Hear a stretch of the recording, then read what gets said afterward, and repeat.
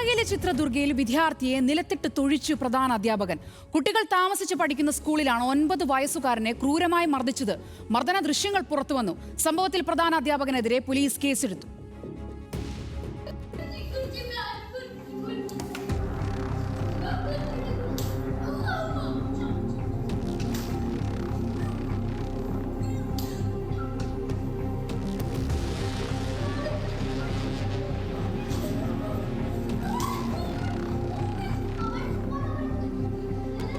വിദ്യാർത്ഥി വീട്ടിലേക്ക് ഫോൺ വിളിച്ചെന്നാരോപിച്ച് ആദ്യം ചോദ്യം ചെയ്തു.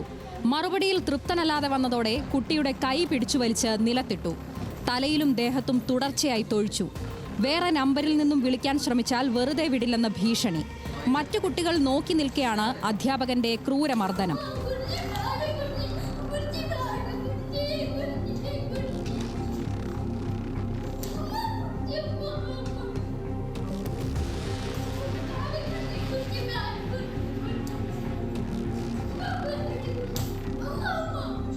ചിത്രദുർഗയിലെ നായ്ക്കനഹട്ടി സംസ്കൃത വേദാധ്യായന റെസിഡൻഷ്യൽ സ്കൂളിൽ നിന്നുള്ള നടുക്കുന്ന ദൃശ്യങ്ങളാണിത്.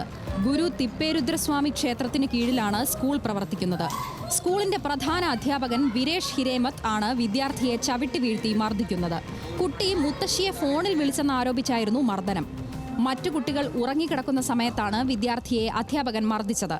ഇത് കണ്ട് ഉണർന്ന വിദ്യാർത്ഥികൾ ഭയത്തോടെ നോക്കി നിൽക്കുന്നതും ദൃശ്യങ്ങളിൽ കാണാം.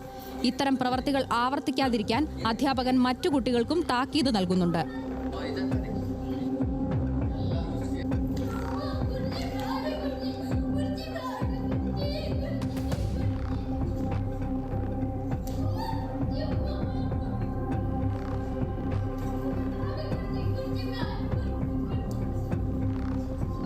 ദൃശ്യങ്ങൾ പുറത്തു വന്നതോടെ അധ്യാപകൻ ഒളിവിൽ പോയതായാണ് സൂചന.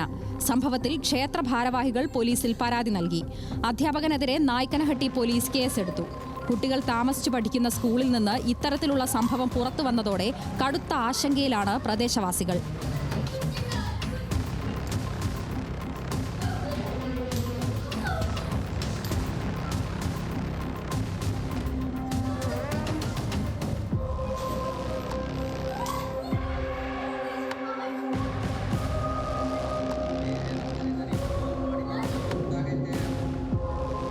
National desk, news Malayalam.